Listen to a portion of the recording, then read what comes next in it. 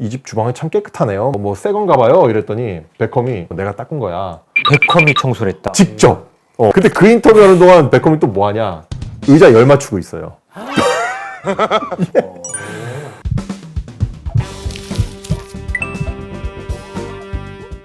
안녕하세요. 맨날 탄탄입니다. 혹시 데이빗 베컴이라는 축구 선수 아십니까? 알죠. 옛날에 유명하지 않았어요? 그렇죠. 베컴 머리만. 베컴 머리 맞아요. 한때 엄청나게 유명했고 또 2002년 우리나라 월드컵 때도 와서 아주 화제가 된 인물이고 워낙 유명한 축구 선수자. 지금은 현재 인터 마이애미라고 메시가 뛰는 팀의 구단주로. 진짜요? 이게 돈 잘 법니다, 야. 데이빗 베컴 좋아하는데 그 넷플릭스에 베컴 관련 그 다큐멘터리가 떴더라고요. 그래가지고 재밌겠다 하고 딱 봤는데 의외로 데이빗 베컴이 어떤 정신과적인 요인이 좀 있었어요. 거기서 2부를 보는데 제작진이 막 이 집 주방이 참 깨끗하네요. 뭐 새 건가 봐요. 이랬더니 베컴이 그거 어제 내가 다 쓰고 내가 닦은 거야. 베컴이 청소를 했다. 직접. 그러니까 제작진이 깜짝 놀란 거야. 아니 이게 청소한 상태가 이 정도 퀄리티라고 하면서 놀라는 거예요. 진짜 깨끗했나 보네. 그러니까 평소에 가족들이 잘 때 집을 다 청소한대요. 초도 막 치우고 심지도 다 잘라놓고 컵도 다 닦고. 그러니까 오히려 그 와이프 빅토리아 베컴이 뭐 완벽주의자라면서 막 질색하면서 얘기를 하는 거야. 은근히 불편할 수 있거든요. 근데 그 인터뷰하는 동안 베컴이 또 뭐 하냐? 의자 열 맞추고 있어요. 그래서 인터뷰를 하는데 원래 옷도 무조건 색깔별로 정렬해 놓고 자기 일주일치 입을 옷을 다 미리 결정해 놓는데요. 그래서 스케줄대로 딱딱딱딱 입어야 된다. 월, 화, 수, 목, 금, 토, 일.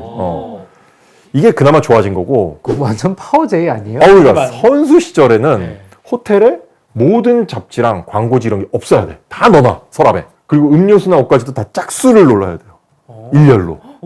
이상하죠, 좀. 그건 강박 같은데. 그렇죠. 이런 얘기를 지금 들어보시면서 나도? 라는 생각하시는 분들이 좀 있으실 수 있어요. 바로 우리 스님들 말씀하신 것처럼 이게 일반적인 패턴이 아니라 강박장애 혹은 강박적 성격에서 볼 수 있는 소위 강박 증상인 거죠. 그래서 이런 증상을 보이는 게 바로 강박장애 그리고 강박적 성격 이 두 가지가 있어요. 근데 이게 약간 비슷하지만 좀 다릅니다. 요거를 오늘 멘탈 탄탄에서 좀 설명을 드리고자 해요. 강박장애란 뭐냐? 이게 영어로 Obsessive Compulsive Disorder, 뭐 OCD라고 하는데 요거는 이제 특징이 반복적이고 원치 않는 생각을 이제 경험하면서 원하지 않으니까 막 불안한 거야 이게. 이걸 해석의 어떤 행동을 하려는 충동을 느끼는 그런 상태죠. 대표적으로는 세균에 대한 강박적인 생각이 있다. 그럼 뭐 손을 막 씻는 거야 이제. 예를 들어 지금 그 우리 노트북도 이렇게 선이 이렇게 있다. 이거 중간에 놔야 돼요. 딱 맞춰서. 안 맞추면 막 불안한 거. 그렇지. 화장실에서 일 볼 때도 좀 오래 걸려요. 깨끗하게 다 해야 되니까 시간도 오래 걸리고 식사할 때 식기. 요것도 딱 배치를 딱 해놔야 돼. 자기 어떤 생각대로. 이런 강박들도 있고 또 본인이 어떤 예상했던 계획한 대로 이런 것들인데 그게 안 돼. 그럼 굉장히 불안한 이런 강박 불안도 있어요. 이런 강박 장애는 고통스럽고 일상이 이제 방해할 수 있잖아요. 그래서 본인이 괴롭죠. 원치 않는 생각이니까. 그렇죠. 원치 않는 행동들. 본인도 이게 합리적이지 않은 거란 걸 알고 안 하고 싶은데도 안 되는 거잖아요. 정말 고통스러운 거죠. 이게 이제 문제가 된다. 예를 들어서 운전할 때 뭐 백미러를 자꾸 체크를 해야 된다. 근데 할 때마다 체크해야 되고 할 때마다 체크해야 되고 하느라 운전 자체를 못 하겠거나 집중을 못 하거나 하기 싫다. 그래서 운전을 피해. 또 운전하는 게 너무 불안해. 그러면 이제 그때는 강박장애로 좀 보는 게 맞다는 거죠 이제. 그럼 강박적 성격은요? 성격은 또 이게 좀 다릅니다. 강박적인 성격은 이제 우리가 일상에서 지나치게 완벽주의적, 디테일에 집착하고 어떤 일과 생산성에 과도하게 몰두하는 약간 그런 성격들. 그래서 일상생활에서 오히려 그런 걸 추구하느라 굉장히 좀 비효율적으로 될 수 있어요. 오히려. 뭐 예를 들면 뭐가 있을까요? 열을 맞춰야 돼. 식기 같은 거 뭐 셰프다. 그러면 딱딱딱 무조건 열을 맞춰야 되고 이거 어긋나면은 불호령이 떨어지는 거예요. 본인이나 아니면 그 밑에 있는 부하 직원은 그거 맞추느라 하성세월이야. 물론 뭐 중요하죠. 중요한데 그 정도는 아니잖아. 너무 디테일에 너무 신경 쓰고 그래서 밑에 있는 사람은 뭐 죽을 맛이죠. 그러니까 본인은 괴롭잖아요. 나는 이게 당연한 거고 이 정도 각은 맞춰야지. 주변 사람이 힘들어. 특히 밑에 있는 사람이 진짜 힘들죠. 그 완벽주의적이고 뭐 엄청난 파워 뭐 제이 같은 그렇죠. 사람들이 여기 있네요. 근데 이런 분들이 의외로 꽤 있어요. 전문직에도 있고 또 대기업 관리 재무, 네. 연구직 하시는 분들. 그러니까 그러다 보니까 이제 꼼꼼하죠. 꼼꼼하고 디테일에 신경 쓰다 보니까 실수도 없어요. 잔실수도 없어.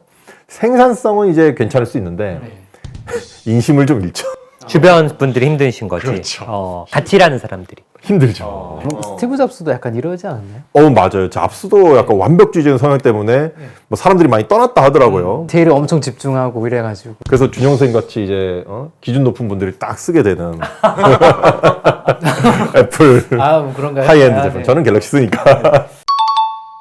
그래서 강박 장애 같은 경우는 아까 말씀드렸듯이 특정 어떤 강박 사고랑 행동이 반복적으로 해서 본인이 괴로워야 되고 강박 성격은 완벽주의, 통제감, 인색함이 특징이 되면서 본인은 내 행동이 맞은 거야.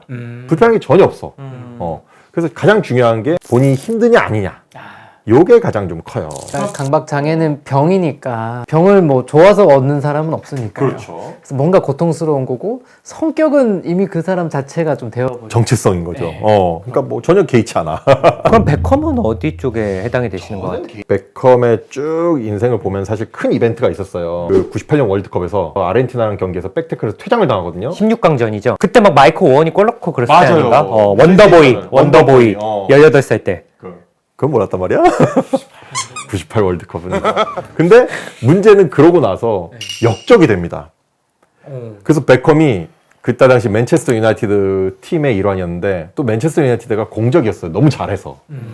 그러니까 원정격이 갈 때마다 야유를 받는 거야. 심지어 살해 협박도 받아요. 그러니까 굉장히 불안했을 거예요. 그런 불안감들이 뭐 강박장애 되지 않았을까 처음엔 저는 그렇게 생각했는데 쭉 다큐멘터리를 보다 보니까 베컴이 이전부터 굉장히 꼼꼼하고 디테일에 강했고 프리킥의 달인이잖아요.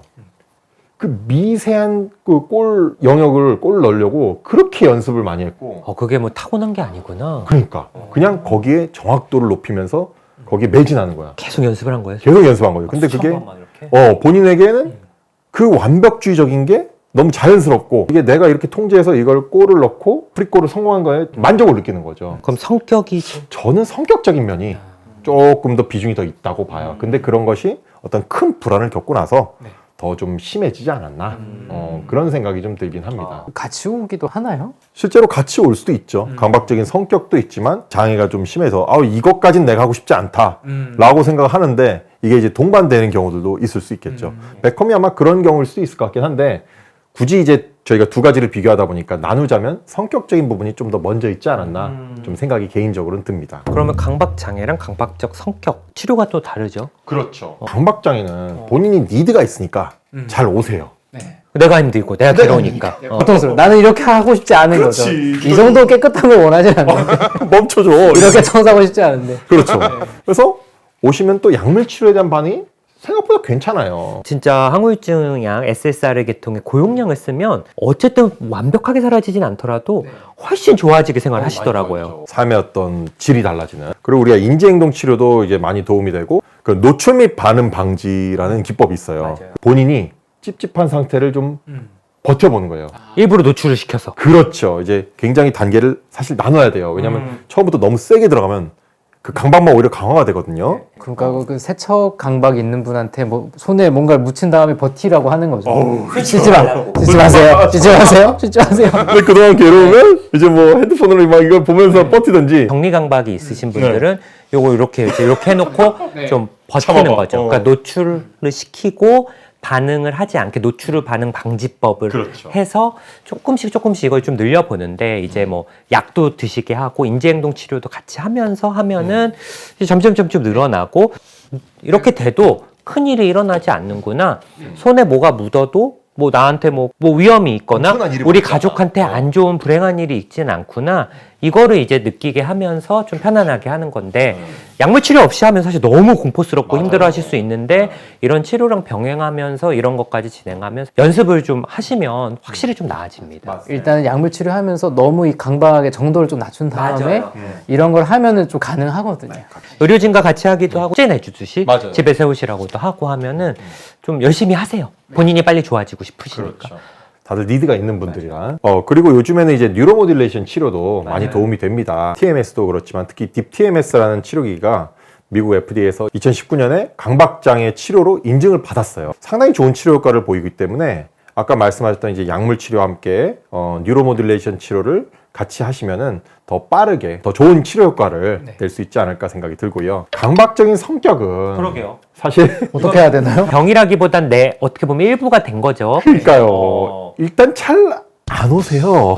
자기는 안 불편하니까. 자기 뭐 불편한 게 없고 그리고 나름의 어떤 퍼포먼스도 내고 있거든요. 뭐 예를 들어 베컴처럼 수천 번을 킥을 연습을 해서 뭐 실력이 늘어날 테고 달인이다. 예, 요리사 분들도 청결을 굉장히 신경 쓰거나 똑바른 칼질을 위해서 몇천 번, 몇만 번을 연습을 하면 당연히 대가로 그렇죠. 인정을 받으실 거고요. 뭐 그런 분 밑에 있는 분들이 스트레스로 올 수도 있겠죠. 하지만 또 저 사람 밑에 가서 배워야 된다라고 하는 분들도 있어서 맞아요. 오히려 좀 인정을 받을 수도 있는 거고 맞아요. 어떻게 보면은 잘 안 오세요, 사실. 근데 만약에 오신다고 하면은 아까 말씀드린 인지행동 치료를 통해서 개입을 하고 혹은 가장 이제 효과적인 건 정신분석적 정신치료를 통해서 조금 더 장기적인 관점에서 긴 호흡으로 본인을 좀 돌아보는 이제 성격이기 때문에 조금 깊게 좀 보는 노력이 필요하거든요. 근데 이런 분들이 이제 병원에 오신다는 거는 뭔가 강박적 성격으로 인해서 뭔가 여러 가지 불편한 점들이 생기실 거거든요. 그렇죠. 안 생기면 사실은 병원에 오시지도 않고 뭐 일상생활에 지장이 없으면 치료가 필요 없겠지만 그걸로 인해서 뭐 대인관계가 나빠진다. 맞아요. 아니면 너무 그 어떤 절차나 이런 거에 집착하시면서 정말 중요한 일들을 못 한다고 하면 이제 그럴 때는 스스로 좀 오실 수도 맞아요. 있으니까 그럴 때는 그런 정신분석이나 이런 치료를 받으시면 좀 도움이 되실 수 있죠. 그렇게 이제 오셔서 치료를 받으시게 되면은 근본적인 치료가 가능하기 때문에 더 좋은 어떤 변화가 있지 않을까 생각이 듭니다. 근데 베컴을 싫어하시지 않아요? 별로 안 좋아하잖아요. 아니요, 저 나름 좋아했어요. 그래요? 바르셀로나 팬이라 네. 베컴이 레알 마드리드에 어쨌든 그때 지구방위대에 있을 때잖아요. 뭐 그때 지단 있고 막 베컴. 그렇죠. 그때 한때 되게 나름 잘 나갔었는데 별로 안 좋아할 것 같은데요? 맨유 있을 때까지 좋아했고 그다음 삭제. 그다음에 우리 메시 팀의 구단주님. 메시한테 월급 주는. 월급 주는 사람. 메시를 영입해 주신 사람. 어. 그래서 뭐 저는 뭐 큰 감정은 없습니다. 그러시다고 합니다. 베컴의 예를 통해서 강박장애와 강박적 성격의 차이에 대해서 한번 알아봤는데요. 우리 구독자님들도 혹시 이게 내 얘기 같은데? 혹은 내가 이런 면이 좀 있는 것 같아서 다른 사람들이 조금 이야기를 한 적이 있다 하면은 한 번쯤 돌아보면서 정말 좀 불편하다. 혹은 내가 변화가 필요하다 하면은 주변의 정신과과 찾아가셔서 한번 상담을 받아보고 치료적인 어떤 도움을 받아보시면 어떨까 싶습니다. 저희는 다음 컨텐츠로 찾아뵙도록 하겠습니다. 예, 감사합니다.